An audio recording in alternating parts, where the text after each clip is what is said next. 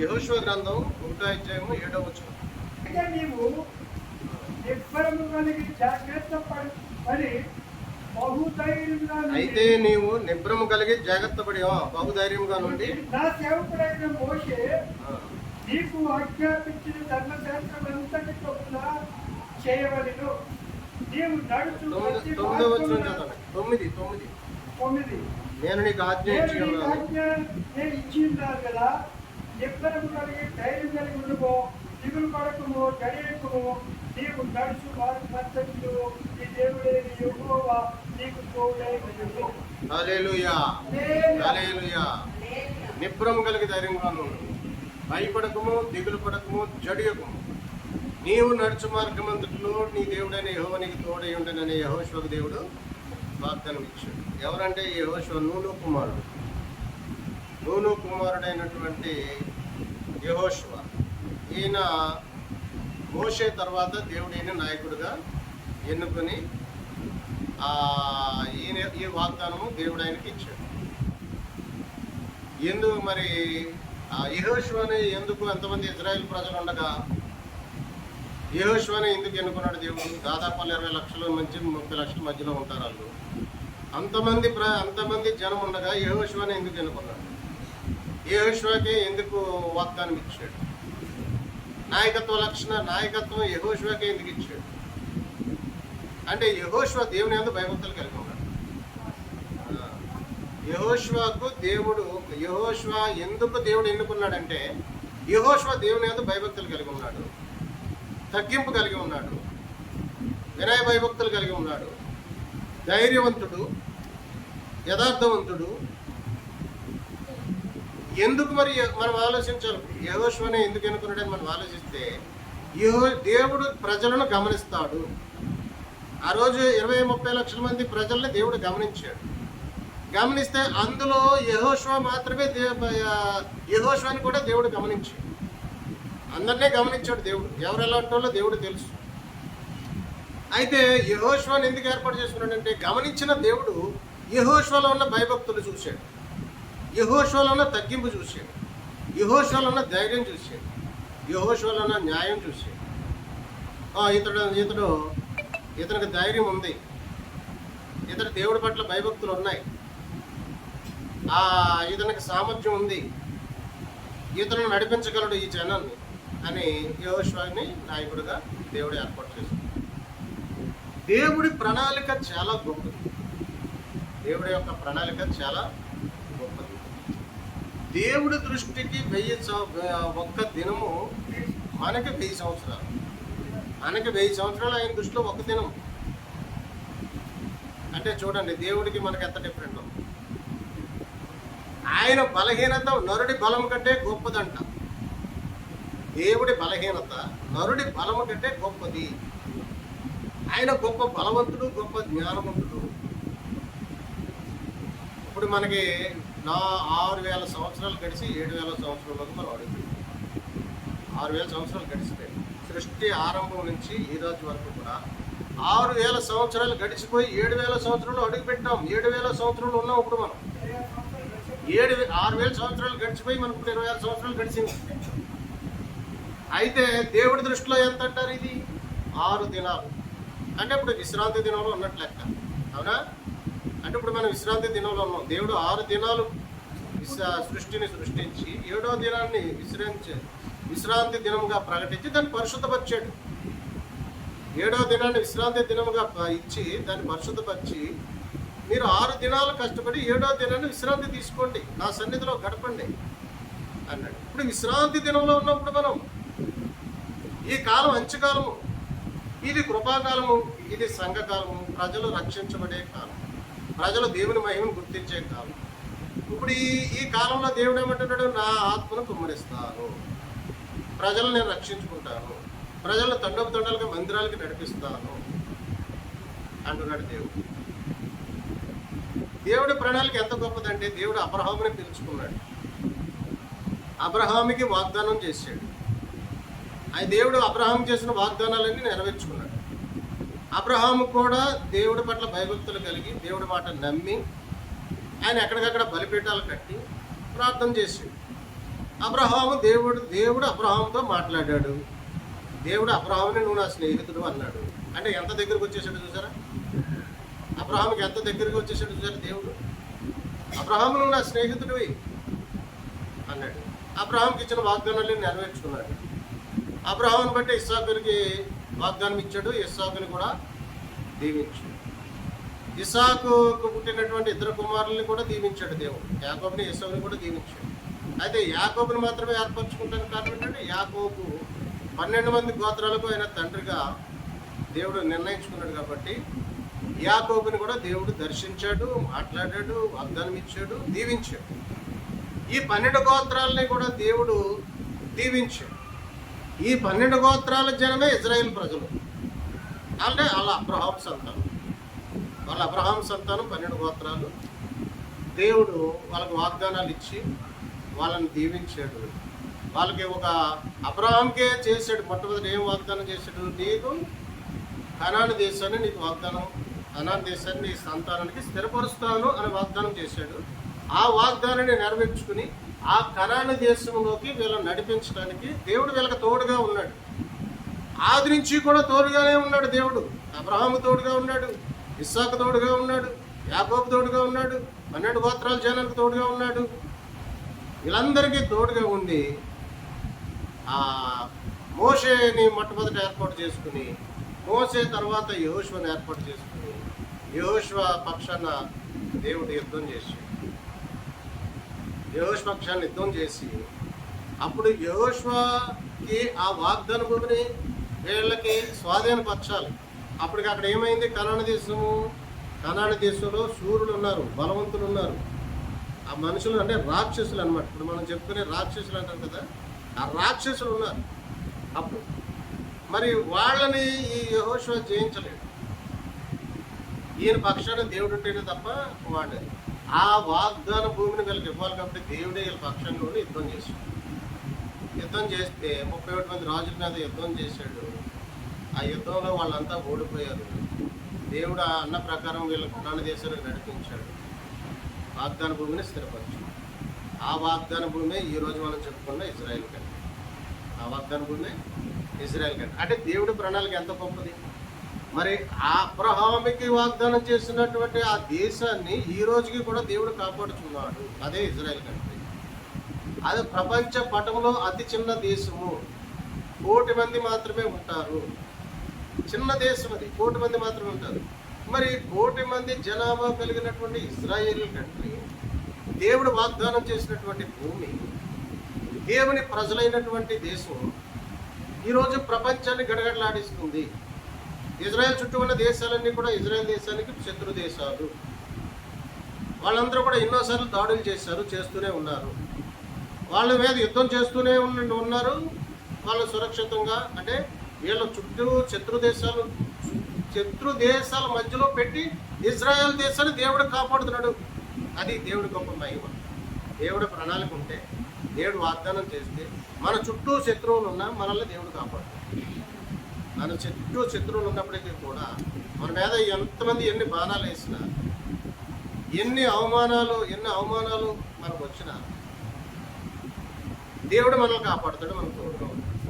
అది కాపాడుతాడు. అంటే దేవుడు ఒకసారి ఎన్నుకున్నాడంటే అతను కాపాడుతాడు. ఇక దేవుడు ఒకసారి ఎన్నుకున్నాడా, ఒకసారి పిలిచాడా, నీ మీద ఆయన ప్రణాళిక ఉందా, ఖచ్చితంగా దేవుడు కాపాడుతాడు. ఎందుకంటే దేవుడు అన్యాయస్తుడు కాదు, రుణస్తుడు. అలాగే ఇజ్రాయేల్ ప్రజలు ఈ రోజు కూడా దేవుడే కాపాడుతాడు. లేకపోతే ఏనాడో ఆ దేశాన్ని ప్రపంచ పట్టణంలో లేకుండా చేసేసాడు. ఇప్పుడు యుద్ధం స్టార్ట్ అయింది. యుద్ధం స్టార్ట్ అయిందా? యుద్ధం స్టార్ట్ అయింది. ఏ రోజున స్టార్ట్ అయింది? శనివారం రోజు స్టార్ట్ అయింది. అదే రోజు సబ్బాతు దినం. యూదులకి సబ్బాతు దినం అంటే అది విశ్రాంతి దినం. ఆ రోజు వాళ్ళు యుద్ధం చేయరు. అసలు లెక్క ప్రకారం ఎవరి మీద కూడా వాళ్ళు యుద్ధం చేయరు, ఎవరిని చంపరు. అంటే దాని విశ్రాంతి దినాన్ని పరిశుద్ధంగా ఆచరిస్తారు వాళ్ళు. అయితే విశ్రాంతి దినం గడిచిపోయిన తర్వాత దాడి చేశారు, అటాక్ చేశారు. ఎవరి మీద? ఇరాన్ మీద. విశ్రాంతి దినం గడిచిపోయిన తర్వాత అప్పుడు ఇరాన్ మీద వాళ్ళు అటాక్ చేశారు. ఆ రోజు నుంచినప్పటికే, అంటే 28వ తారీఖు శనివారం నైట్, ఇప్పుడు 3వ రోజు యుద్ధం జరుగుతుంది. మిడిల్ ఈస్ట్ శవాలు కుప్పలుగా పడిపోతున్నాయి. శవాలు దెబ్బలుగా పడిపోతున్నాయి. ప్రజలందరూ ఎక్కడికక్కడ చిక్కడిపోయారు. భారతీయులు దాదాపు 10 లక్షల మంది అక్కడ ఇరాన్లోను, ఇజ్రాయెల్ కంట్రీలోను, చుట్టుపక్కల దేశాల్లోనూ కూడా చిక్కడిపోయారు. ఇప్పుడు ఇజ్రాయెల్ కంట్రీ మీద మొత్తం ఈ శత్రు దేశాలన్నీ కూడా దాడి చేయాలని చూస్తున్నారు. ఇప్పుడు ఇజ్రాయెల్ పక్షం, ఇప్పుడు మనం బైబిల్ చదవం కాబట్టి, మనం బైబిల్ తెలుసుకున్నాం కాబట్టి, ఇజ్రాయెల్ పక్షంగా దేవుడు ఉన్న కాబట్టి ఎన్ని దేశాలు అటాక్ చేసినా ఇజ్రాయెల్లే గెలుస్తారన్న సంగతి మనకు తెలుసు. ఆ విషయం ఈ బైబిల్ తెలియనోడు తెలియదు, ఈ బైబిల్ దేవుడు ఎరగనోడు తెలియదు. ఎందుకంటే ఇజ్రాయెల్ పక్షంగా దేవుడు ఉన్నాడు. ఇజ్రాయెల్కి ఇచ్చిన వాగ్దాన భూమి అది, దేవుడు ఇచ్చిన భూమి అది. ఎందుకలా గొడవలు జరుగుతున్నాయి, ఎందుకలా యుద్ధాలు జరుగుతున్నాయంటే సరిహద్దు తగాదాలు అక్కడ. అందుకనే దేవుడు ఇజ్రాయెల్ పక్షం నుండి యుద్ధం చేసి ఆ సరిహద్దు దారులు ఎవరైతే వాళ్ళ సరిహద్దు వాళ్ళని ఆక్రమించుకుంటారో వాళ్ళకి బుద్ధి చెప్తున్నాడు దేవుడే. ఆ ప్రకారంగా ఇవాళ ఇరాన్ మీద అప్పుడప్పుడు ఇజ్రాయెల్ కంటే రెండోసారి అటాక్ చేసింది.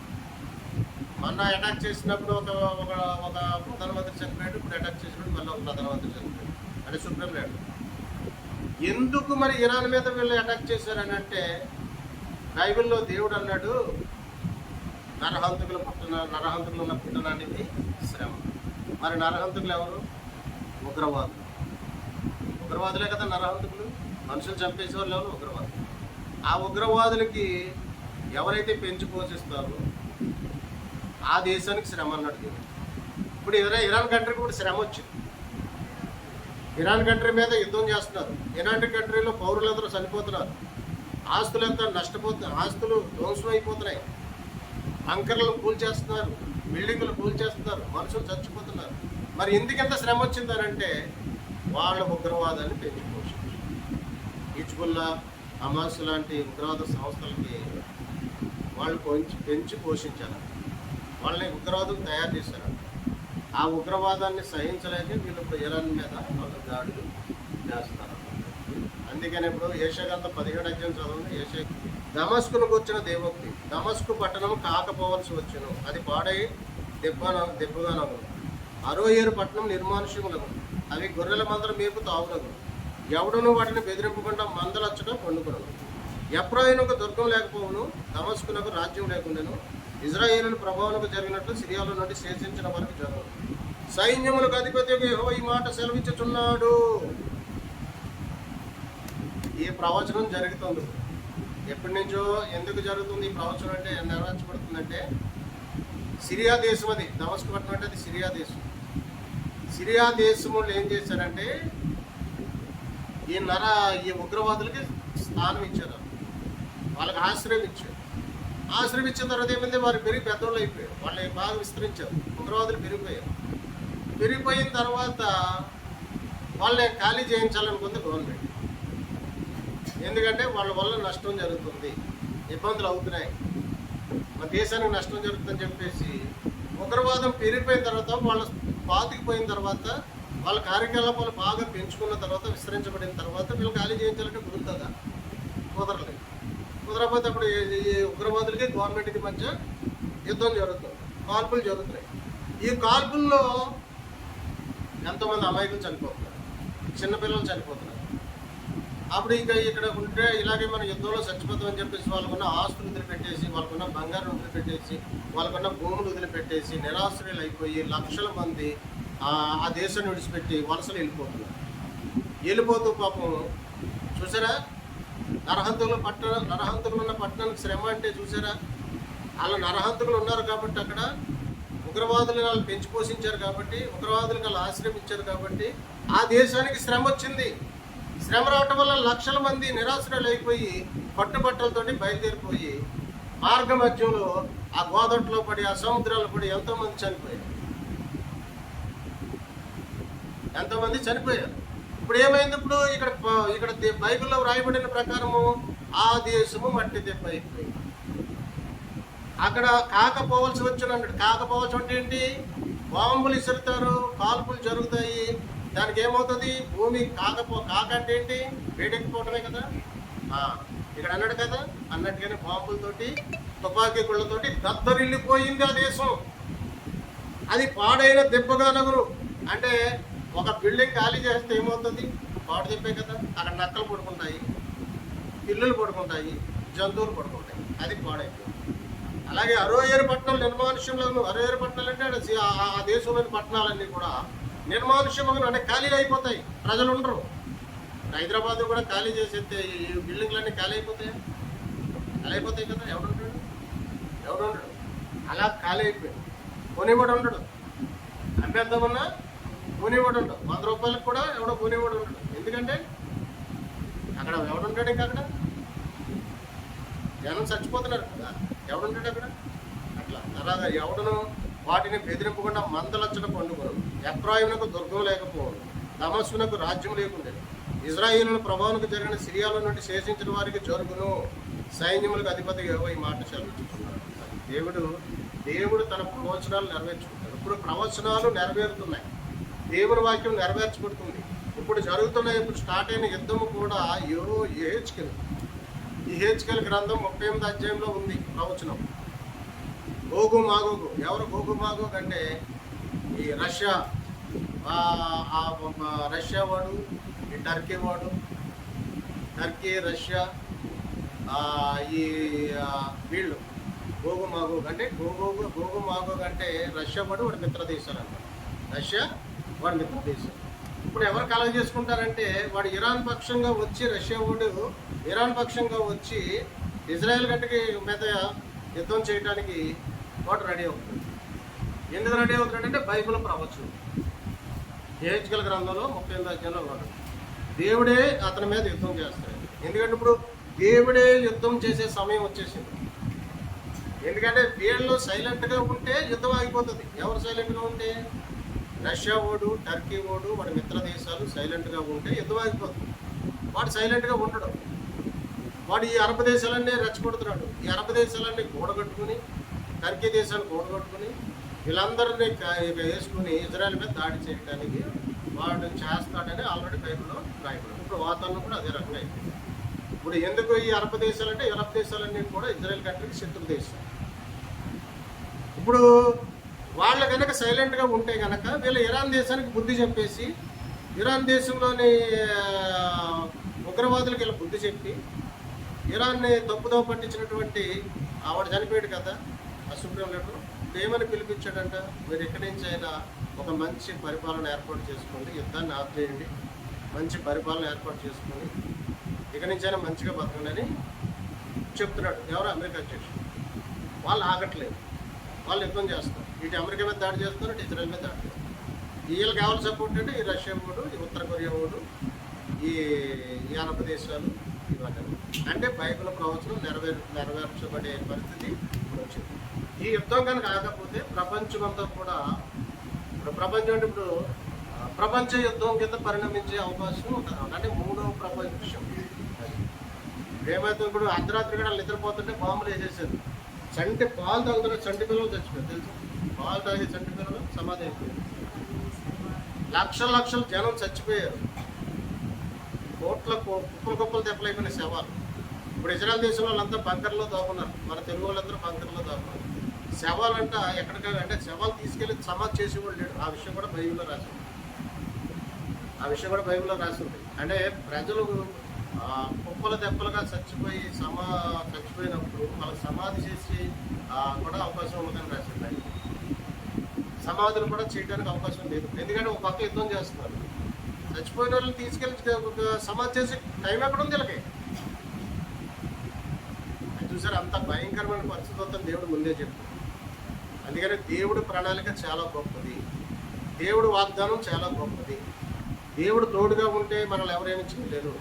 యెహోషువకు దేవుడు వాగ్దానం చేశాడు, నీ ఎదుట ఎవడో ఉండకుండా నేను చేస్తానని.